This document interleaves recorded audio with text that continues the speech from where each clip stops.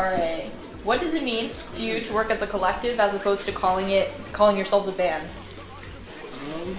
It means, I guess, the way that we define collective would be that all of us are in support of each other's solo endeavors. We kind of all are our own entities, and we all come together to sort of make something different for all of us and to support each other in what we do, both as solo artists and I guess as we collaborate on music. DOOMTREE was not really a band or a group when we started it. It was more just a collective of artists working together, like sort of a co-op of sorts, to help propel each other's momentum and career and creativity.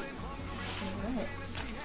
When you sat down 10 or so years ago and DOOMTREE started taking shape, what path did you have planned for it, or what path did you have hoped for it? I don't know if there was any kind of actual plan in anything at all. We haven't gotten to that part yet. Make your life a kind of life that works with a rap career. So who's in control of the DOOMTREE image? So DOOMTREE, as I say, is very image-based with the wings and teeth logo and then No Kings emblem, and then the Axis shirt for the Wings and Teeth tour, etc. And so if you want to talk about who crafted the brand identity or anything of that sort. One of the original members of the crew, Kai and Kalerada, he came up with the Wings and Teeth logo. Those are his teeth. Those are his teeth, yeah. So now it's Paper Tiger who does a lot of it, and actually Ander as well, who's I guess our first employee, although we don't really pay him much, so I don't know quite how you define that. Indentured servant, maybe? I don't know. So those guys really help keep us on brand, and I think that we're all, as far as like visual aesthetics go, I think that we all have different tastes for how we want our own, like the Sims brand I want to look different than the DOOMTREE brand, and Dustin's brand looks different. However, we kind of, as DOOMTREE, want to make sure that that branding looks a certain way. And, you know, I think it's all part of the same thing, that like, as we are a collective, we know a lot of other people who are artists, and we try to work with really talented people no matter what we do. So if we find someone who's doing really great stuff, we want to work with them and collaborate, you know, and I think that's sort of the spirit of what we do. So we shop out a lot of the design, but Paper Tiger's our AD to make sure it's consistent. Over the years, there's been people like Eric Carlson, who have, like, he's done a lot of work for a lot of different people in Minneapolis. And Adam Garcia, who's a Portland native now. Yeah. Cecil came up with with the No Kings thing just forever ago. Yeah, you guys just see that behind you. Oh yeah, I've been I've just been tagging that since I was about 14, 15. In pink. In pink. Only three writers think they're kings, so they put crowns on their stuff. And I was just like, that's ridiculous. So I would just go next to it and cross my own crown out. And then it just got turned into Mike and Steph fell in love with it, and they got it tattooed, and then after that, and then we ended up using fourth color. Yeah.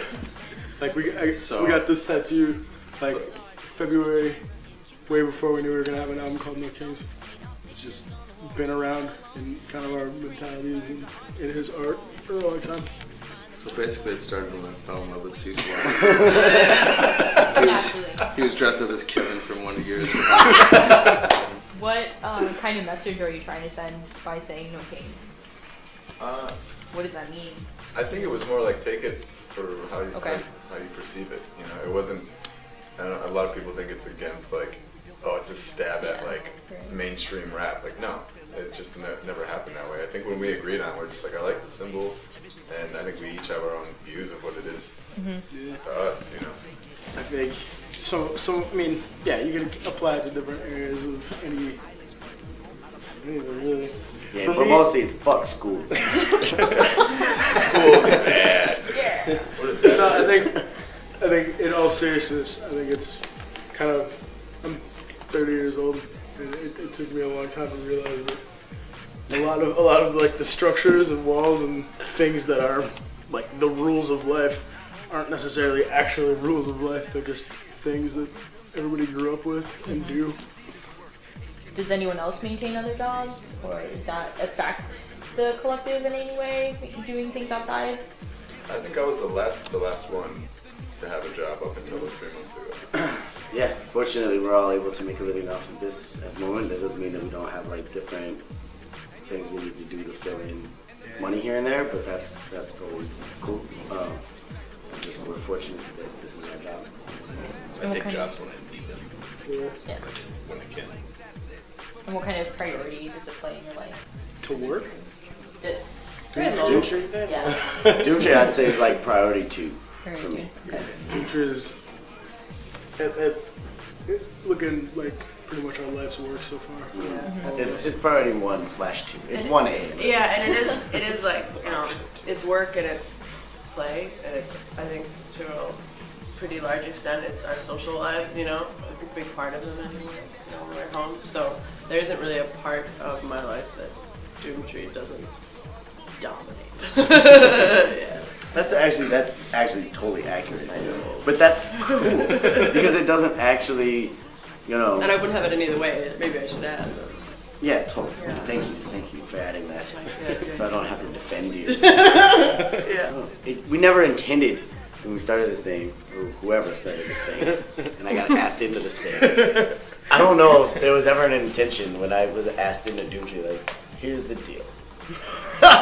We are gonna fucking like do everything all the time. It's all gonna be Doomtree, and your life will now be Doomtree from today on forward.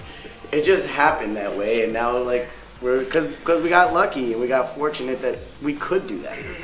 There's a lot of people out there who like can't do that, and so you know we feel lucky that we're here. Yeah, it is one of those things where if in order to be an actual independent musician and have it be a thing that is your living.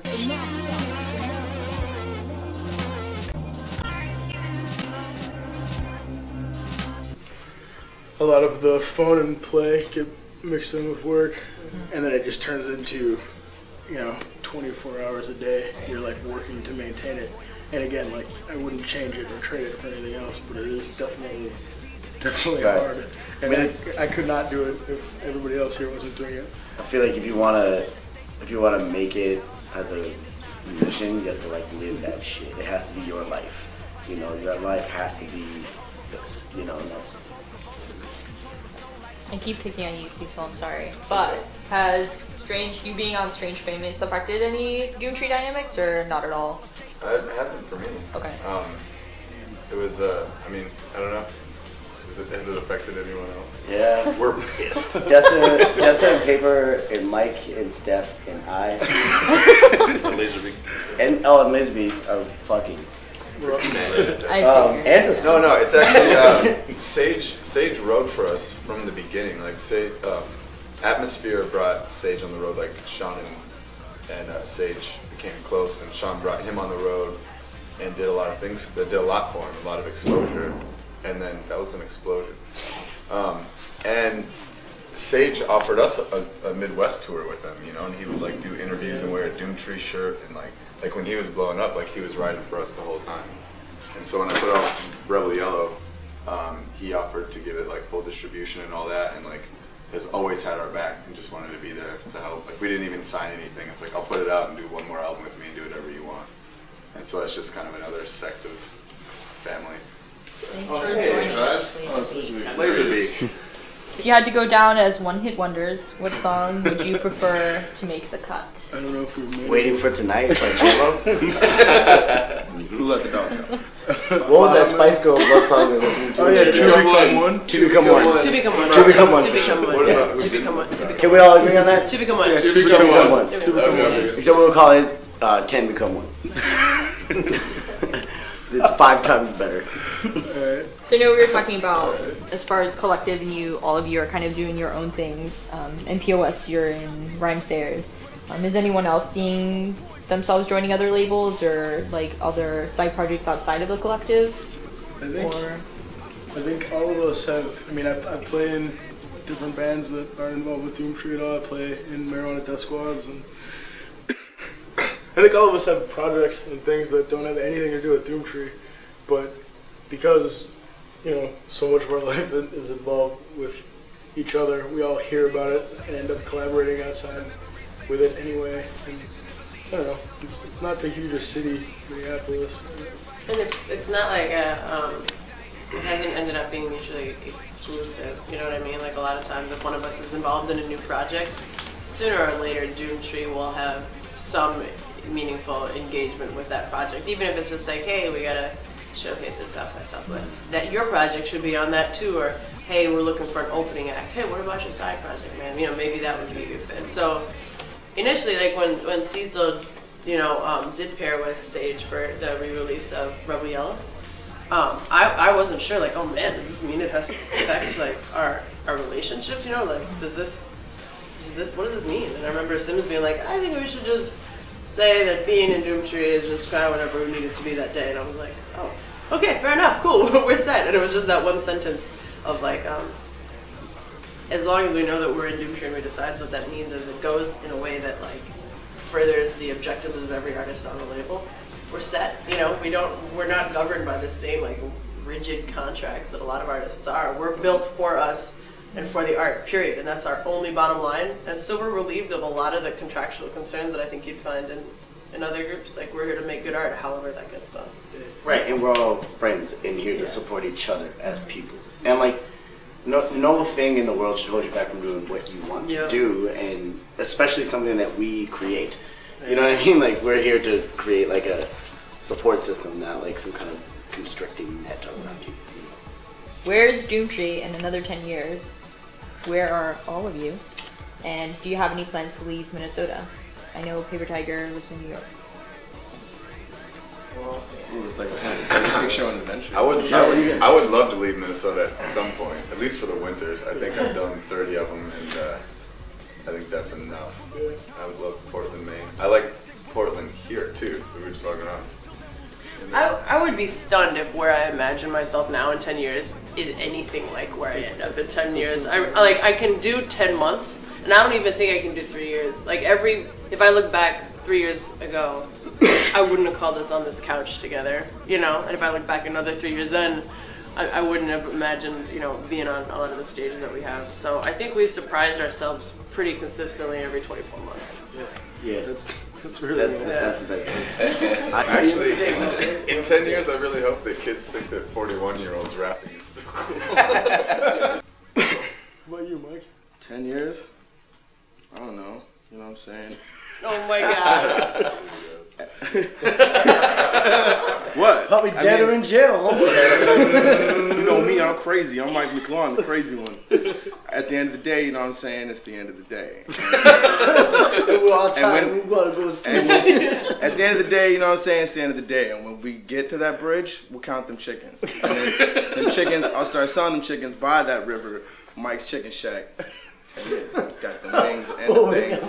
Got the wings, things, games. Game over.